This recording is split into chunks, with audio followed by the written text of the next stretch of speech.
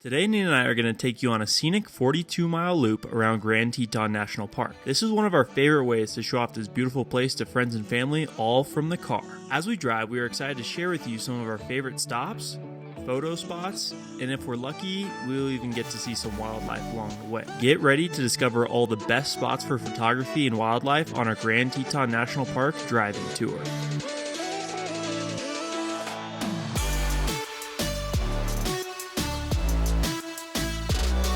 Morning. It's early, like 4:30 a.m. early, and the only reason we're up this early is to go into Grand Teton National Park for sunrise. For an early morning start, it is always helpful to set out everything you need the night before. Here's what we like to bring. Plenty of food, snacks, and water, all of our camera gear along with extra batteries, and we make sure that the car has a full tank of gas. That way, in the morning, all you'll need to do is get ready, grab your things, and hop in the car.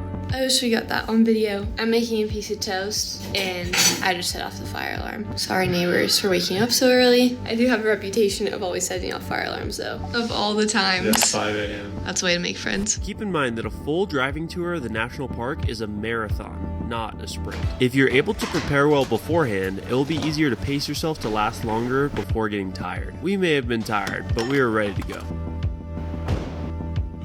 It's way too early for this. One of the nice things about driving through town in the middle of the night is that all the stoplights turn into yields. Even though we did a great job of making sure everything was ready to go before heading into the park, always give yourself extra time to deal with any unforeseen problems that can come up. If you're coming from Jackson, I always love to point out Sleeping Indian Mountain, which should be just to your right. I'll point this out later in the video once it's light out. So far, it looks like it's going to be a good day as the Tetons are completely out with only a few clouds in sight. After you take the turn in, you'll drive on a short section of dirt road before pulling into the parking lot. The first stop was Schwabacher Landing for the sunrise. It's 5:45. It's early, but you can definitely see everything. So pretty.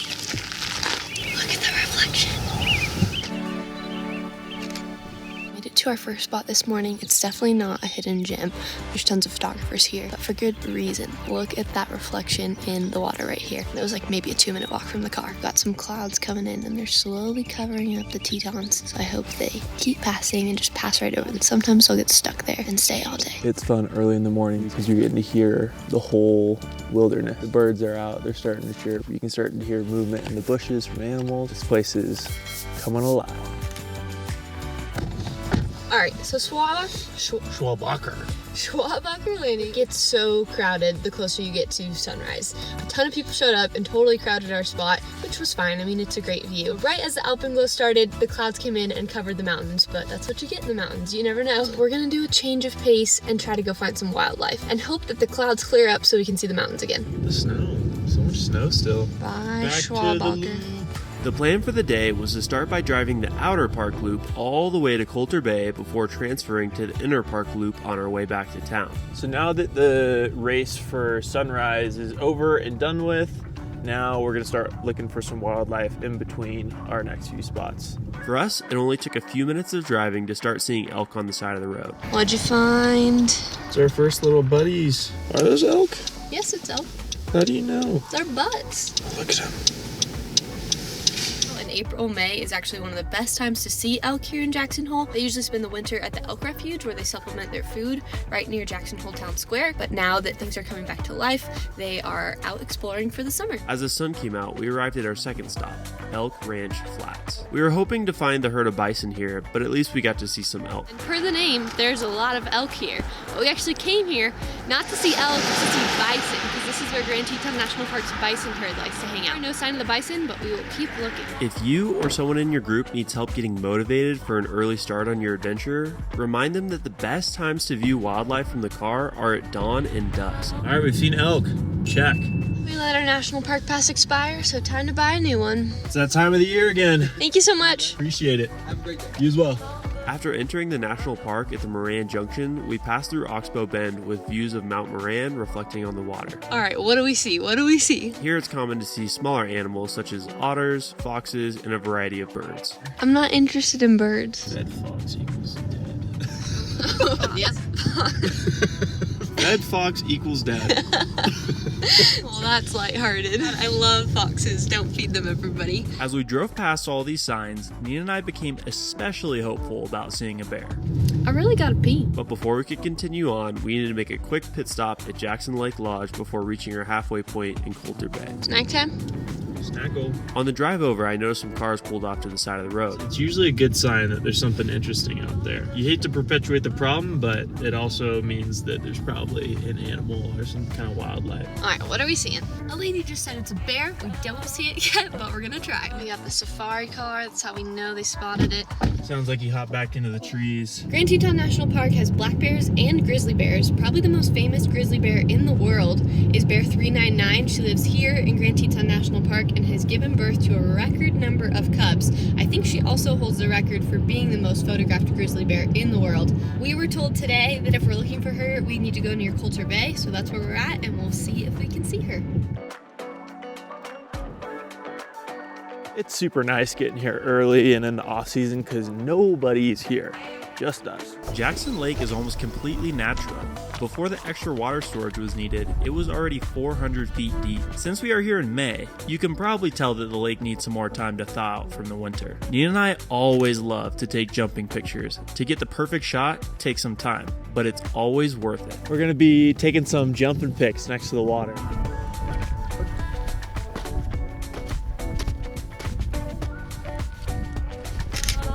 Now halfway through our driving tour, we started heading back. And from Colter Bay Village, we're turning back towards the town of Jackson, and now we're driving the inner park loop on the way back. We call it the outer park loop, but you're actually not in Grand Teton National Park, even though you can see the entire park. But this inner park loop that we're on right now, this is officially in the national park, and you'll need to pay the entrance fee to get into this road. We've been pretty frustrated with the weather. The clouds have been all over the mountains, so whenever we stop, we're kind of waiting, hoping for a window to open up within the clouds. Hopefully you get lucky enough to come when it's just a clear bluebird day and you don't even have to wait for weather windows. All right, mountains are coming through just barely. This is for sure my favorite part of the drive. This is the most we've seen them since that sunrise shoot that we were doing this morning. We're sitting here to pull out, hoping that clouds will move just a little bit more and then the sun will shine through and we'll get some great shots of the Grand again. One of our favorite photo spots is just before the Mountain View turnout. We love to use the lines on the road as leading lines towards the mountains to make your pictures more interesting. Disclaimer, please be careful if you are going to take pictures in the road. Nina and I only did this in the off season because there were very few cars out. It feels so special just to be here when hardly anyone else is, because we're here mid-May. This is like peak off season, meaning this is as low as it gets, where you can actually drive through the park. The roads just opened like a week or two ago, and I just love being able to experience it this way because this is one of the most visited national parks, and it's awesome to see it not overrun by crowds. The reason we love to save the inner park loop for the second half of the drive is because of the build. I think it's more enjoyable to see the Tetons from far away and finish up all close in person. And the Grand is out. Gotta seize the moment. It's always important to pay attention to what the weather is doing as well. Since we got clouds in the morning, we knew that it would take some time for them to burn off and the Tetons to come back out. Now it was off to Jenny Lake. We are so close. That's why I love this road. You always see the pictures of the Tetons like up front and you can see all three of them, but I feel like this side angle where you're driving towards them is so unique, and that's why I like it so much, because you don't see it in pictures all the time. Yeah, you're really getting that tree shrub in your foreground. Good job. The outer park loop tends to be better for wildlife like bison and elk, where the inner park loop is some stunning, stunning views of the Tetons and Mount Moran. Parking at Jenny Lake? I've never seen this before. We didn't even have to wait for it. We just pulled right in. So Jenny Lake is considered one of the most beautiful lakes in the US, which also makes it one of the most crowded. So to actually get a parking spot at the Jenny Lake Lookout, which only has like 20 spots, especially when there's hundreds and hundreds of visitors every day each summer, is pretty amazing. So for that reason, May is awesome. As with most national parks, phone service inside Grand Teton National Park is almost non-existent. So to do this little drive or to do anything, we have offline maps downloaded for the entire park. That way if we want to search a specific turnout or photo spot, we've got them on our phone regardless of cell service or not. That way you can spend less time worrying about directions and more time enjoying the awesome views.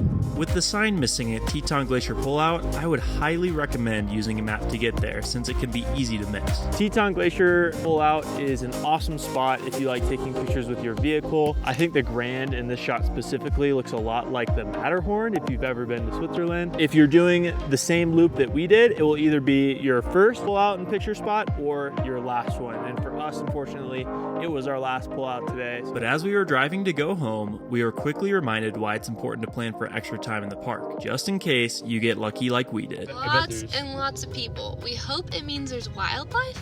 I hope it's not an elk. I hope it's a bear. And a bear it was, so we sprinted back to the car to grab our best zoom lens to be able to show you guys what exactly we could see. Pretty awesome. We're at Bradley Taggart right now in the parking lot for there, and there's a grizzly bear and 3 cubs. They're definitely too far away to like really make out their features, which is probably good considering it's a grizzly bear. I feel far enough away to feel safe. Just to give you a picture of what this looks like right now, at this point everyone knows that there's bears. You can definitely see them moving even though they're small. So the parking lot here is packed out. There's people on the side of the road. Everyone's got binoculars or safari lenses. The park ranger over here was saying that a lot of times the mother bears with their cubs will stay close to the roadways because they're more protected from the male bears that want to attack the cubs. And it's the lone male bears that are harder to find because they stay deep in the woods. Just when we were about to give up hope of seeing a bear, right as we're about to exit the park at Bradley Taggart, came through. We saw the bears. We got bears and elk. That's pretty good. Seeing 2 sets of animals feels like a big accomplishment. When we're on a hiking trail, it's more common to see more types of animals. I think I've seen moose in the park only when we're hiking. I haven't seen elk on a hiking trail. They're easily scared. All that to say, not that many animals hang out roadside. And that completes our loop. We are back on the Outer Park Road, headed back to town. At the time of filming this video, Moose Wilson Road was closed for early season in the majority of 2023 due to road work. We would highly recommend driving through here if you get the opportunity. If you don't mind the dirt road not being as smooth or as efficient as the park road, it is a great wildlife viewing opportunity. Lugging all of our stuff back upstairs. It's just about 10:30 a.m. We were out for about 5.5 hours. Probably stopped 5 to 10 minutes at each spot, with the exception of that first reflection spot. We were probably there 30 minutes. And same with the bears, probably 30 minutes as well. Thank you guys so much for joining us. We look forward to seeing you guys join us next time. Don't forget to like and subscribe, and see you in the next video. Jay didn't want to carry his own water, and he wanted me to get a bag for it, so I got a bag for it, and then I was just trying to scramble to leave, and I literally threw my coffee mug in the bag, and it spilled everywhere because it's now sealed. And that was dumb on my part, but I'm mad at Jay. Oh, yeah.